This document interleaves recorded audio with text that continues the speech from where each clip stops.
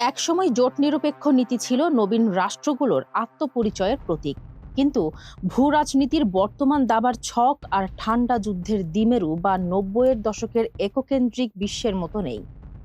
এখনকার বিশ্ব ব্যবস্থা বহুমাত্রিক ও জটিল, যেখানে পরাশক্তিগুলোর প্রযুক্তিগত ও কৌশলগত আধিপত্যের লড়াই প্রতিদিন রূপ পাল্টাচ্ছে। এই অস্থির বাস্তবতায় ভারত, ইন্দোনেশিয়া বা ব্রাজিলের মতো দেশগুলো মাল্টি অ্যালাইনমেন্ট বা বহুমুখী জোটের কৌশল গ্রহণ করেছে। তারা কোনো পক্ষে আটকে না থেকে জাতীয় স্বার্থে পরাশক্তিগুলোকে কাজে লাগিয়ে নিজেদের সুবিধা আদায় করে নিচ্ছে।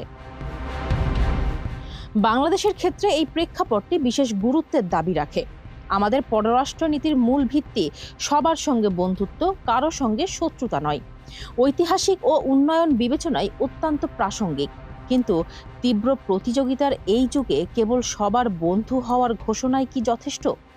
আজকাল কূটনীতির সাফল্য মাপা হয় জাতীয় স্বার্থ আদায়ের সক্ষমতার মাপকাঠিতে।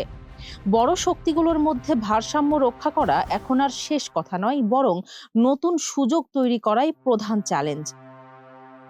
দুঃখজনকভাবে আমাদের বর্তমান কূটনীতি অনেক ক্ষেত্রেই ঝুঁকি এড়ানোর নীতিতে আটকে আছে, যা দেশের অর্থনৈতিক ও কৌশলগত গুরুত্বের সাথে সামঞ্জস্যপূর্ণ নয়। আমাদের রপ্তানি খাত এককেন্দ্রিক বাজার নির্ভর বা দীর্ঘমেয়াদী ঝুঁকির কারণ হতে পারে। এই সীমাবদ্ধতা কাটিয়ে উঠতে হলে এশিয়ান, লাতিন আমেরিকা ও আফ্রিকার মতো নতুন বাজারে প্রবেশ করতে হবে। বাংলাদেশকে কেবল ভারসাম্য রক্ষাকারী নয়, বরং কৌশলগতভাবে অপরিহার্য হয়ে উঠতে হবে। মাতার বাড়ির মতো গভীর সমুদ্র বন্দর, কৌশলগত উপকূল এবং দক্ষিণ ও দক্ষিণ পূর্ব এশিয়ার সংযোগস্থল হিসেবে আমাদের যে বিপুল সম্ভাবনা রয়েছে, তাকে শক্তিশালী কূটনৈতিক হাতিয়ারে রূপান্তর করতে হবে। প্রকৃত কূটনৈতিক শক্তি অর্জনে অর্থনৈতিক কূটনীতিই একমাত্র পথ।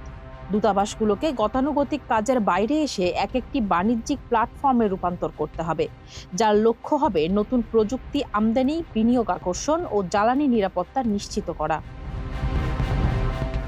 বাংলাদেশের সামনে দুটি পথ খোলা।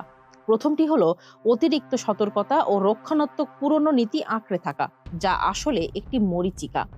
দ্বিতীয়টি হলো একটি স্মার্ট ও কৌশলী নীতি গ্রহণ, যেখানে সবার সঙ্গে সম্পর্ক রেখেও কঠোরভাবে জাতীয় স্বার্থ আদায় করা হবে। সময় এসেছে কেবল ভারসাম্য রক্ষার কূটনীতি থেকে বেরিয়ে ক্ষমতা, সক্ষমতা ও কৌশলগত লক্ষ্যের ভাষায় কথা বলার। মনে রাখতে হবে, আন্তর্জাতিক মঞ্চে তারাই শক্তিশালী যারা আলোচনার বিষয়বস্তু নির্ধারণ করতে পারে। বাংলাদেশকে এখন সেই নেতৃত্ব স্থানীয় অবস্থানে পৌঁছানোর লক্ষ্যেই সাজাতে হবে আগামী দিনের কূটনীতি।